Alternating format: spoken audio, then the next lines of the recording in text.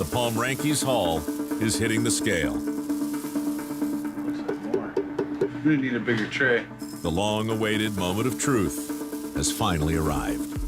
Gold and its incredibly high value was the main reason why the reality TV series Bering Sea Gold captured the interest of millions of viewers around the world. John Bunce was one of the divers helping the team leader Zeke Tenhoff, the captain of the dredging boat The Edge, in dredging for the elusive gold from one of the most dangerous bodies of water in the northern Pacific Ocean, the Bering Sea. Unfortunately, John was reported to have died in 2012 at the time of the second season of the show was being aired. John Patrick Bunce was born on the 13th of November 1985 in Portland, Oregon, USA, to parents John Patrick Bunce Sr. and Noka Lec Adkins. He spent his early childhood in the nearby town of Estacada, but when he began his schooling, his mother thought it would be best for them to transfer to the city of Ashland in the southern port of Oregon so that he could work and pursue a college degree at the same time. Then in 1993, mother and son left Oregon and moved to Alaska, which became his home. His father was believed to no longer be in the picture. John went to North Atlantic Regional High School and then attended Northeast State College in Tennessee, but he graduated from the University of Alaska, Fairbanks, with a degree in geology and diesel mechanics. He concurrently worked as a waiter and a dishwasher in their family-owned restaurant, as well as doing other odd jobs, including a computer technician, lens polisher, grinder for an optical clinic, and deckhand on a fishing boat. After college, he became a maintenance refueler and truck driver for Nome Gold, a drill sampler for metallurgy, and later on, a gold dredging diver. Bering Sea Gold was a reality TV series filmed from Nome, Alaska, produced by the same people behind the highly successful TV shows Deadliest Catch, Storage Wars, and Ice Road Truckers. A camera crew followed the gold dredging operations of several teams during the summer season. The boats would go to the vast ocean in June, the moment it was clear of ice. Each team used their preferred type of dredge boat and system, including gadgets such as sluicing apparatus and diving life support gear. With enough luck, the captain of the boat would be able to spot the right area and scoop out a significant amount of gold from the water. However, it was not as easy as it looked on paper, as the Bering Sea could be very unpredictable, and each team would encounter problems including storms, machine trouble, lack of underwater visibility, and personal issues among the crew and families that could very well distract them from their main purpose of going out to sea. The first season of the show attracted an average of over 3 million viewers. It premiered in January 2012 and has been available on one of the television's top cable networks, Discovery Channel, for more than a decade already. Its 13th season started airing in April 2021, and loyal fans were relieved as they were worried about their favorite show being able to film during the pandemic caused by the COVID-19 virus. The success of the cast in collecting gold from the bottom of the sea inspired many people in and around Nome. People flocked to the area and started their own largely recreational gold mining operation using various techniques, especially when the summer months kicked in. The TV series attracted more people and helped in boosting the town's economy as gold prospectors visited the area. For 9 months in a year, Nome was isolated with very few people staying there, as it can be extremely cold. However, the moment the sun was up and shining, the mining area would be filled with prospectors as they rushed to find gold, and the once quiet town would be bursting with all sorts of sounds. Due to the success of the original show, a spin-off series was created entitled Bering Sea Gold Under the Ice,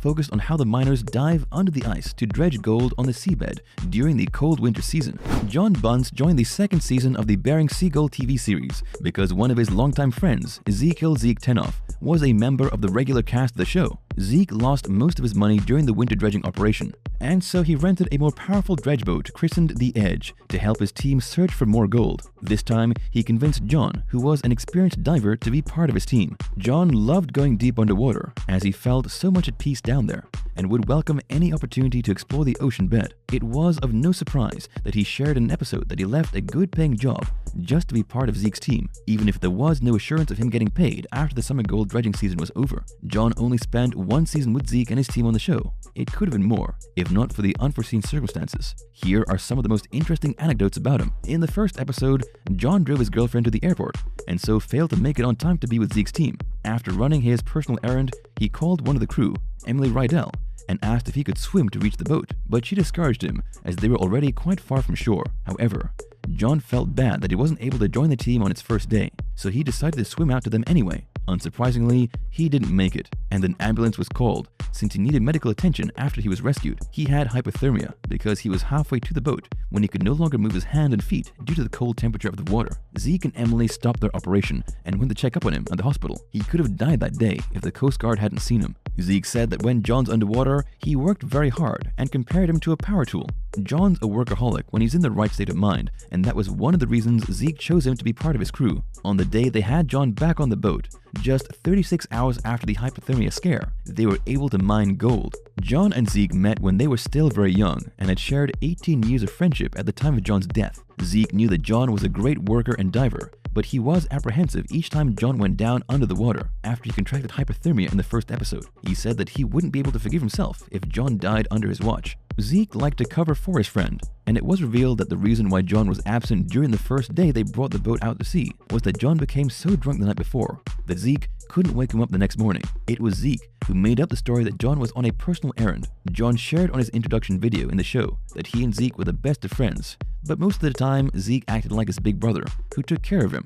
In the 11th episode of the second season of the TV series, it was announced that John had died from suicide. The show even dramatized the 911 call that was received, and apparently someone witnessed the actual death. The 911 operator even asked the caller if he knew the victim, and he said it was John Bunce. Zeke shared what he knew and revealed that John was an alcoholic. They were together in a bar the night before he died, and he kept telling Zeke that he wanted to die. Zeke discouraged him as best as he could, but when he left the bar, John stayed and continued drinking. That same night, another friend of theirs went to John's place to be with him, as he was quite unstable. When their friend reached John's place, John opened the door holding a loaded 44 caliber Magnum in his hand. He shook out all the bullets except for one and played Russian roulette. After he spun the cartridge, he put the gun to his head and pulled the trigger, but nothing happened. He spun the cartridge one more time, and when he pulled the trigger the second time, John blew his brains out in front of the friend. Zeke said that he tried talking him out of ending his life. Some said that it might have been just an accident, and he was blind drunk that night. He probably thought that he was able to remove all the bullets from the gun. Whatever the case may be,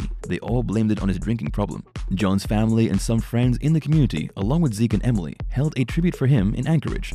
Zeke even sang a song for him and shared some stories. John was cremated and his ashes were brought back to Nome by Zeke. He and some of their friends scattered the ashes over John's favorite place, the sea. Lots of rumors and unconfirmed reports were usually the price of being one of the most popular reality documentary series on cable television. Some of these behind-the-scenes stories about the Bering Sea Gold has been talked about by fans on social media. While tourism increased in Nome and had put this previously unknown city on the map, not everyone was happy with their presence in town. It had been reported that some concerned citizens had filed petition after petition in the courts or with local government to stop the Discovery Channel crew filming the Bering Sea Gold series in the city. However, it seemed that their petitions were ignored, probably because the TV series' presence had more positive than negative effects in this Alaskan town. As with most reality television series out there, not everything on it was real. Most of the personal issues between the stars of the show, as well as the tension during the actual dredging operations, were part of the script. Some of them were probably real, but it was presented in such a dramatic way that the viewers could feel the anxiety of the cast when they watched the show.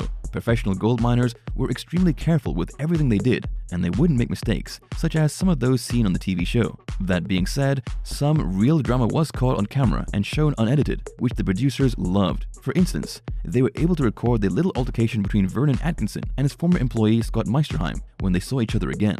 In earlier episodes, Vernon accused Scott of lying and stealing his gold when he left the dredging operation to Scott, which resulted in a huge loss for Vernon. It became more interesting when Scott came back the following season with his own dredging boat that he claimed he'd bought using money that he borrowed, apparently from shady people. While some people were inspired to engage in their own gold mining in Alaska due to the success of the show, the Department of Natural Resources in the state had announced that there were no more gold claims left in the city. There were only 2 public areas where recreational mining had been allowed. But the TV show persuaded viewers that there were still lots of accessible places, but in reality, there weren't anymore, unless the legal claimant of an area would allow it. The antics of Scott Meisterheim on and off camera added a bit of spice to the TV show's narrative. Apparently, it had been reported that Scott was famous for showing up to work smelling of liquor and liked to pick a fight not only with other stars, but also with the filming crew. He also claimed in earlier episodes that if he failed to make money from gold mining, he would be arrested for not being able to pay child support. Yvonne Atkinson, one of the daughters of Vernon Atkinson, the captain of the Wild Ranger boat,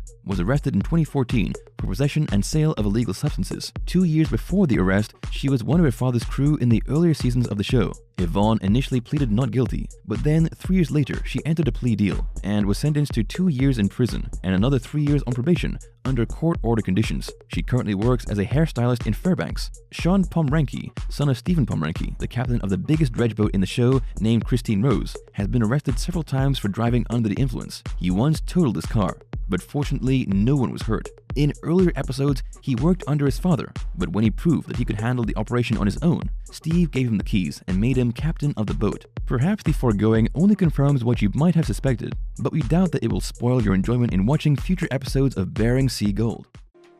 Thank you for spending some time with us. Make sure to like and subscribe so you never miss another video. We also handpick these videos which we recommend you watch next. You can talk to us on all social medias or ask a question in the comments below. Thank you for being with us, and we'll see you back tomorrow.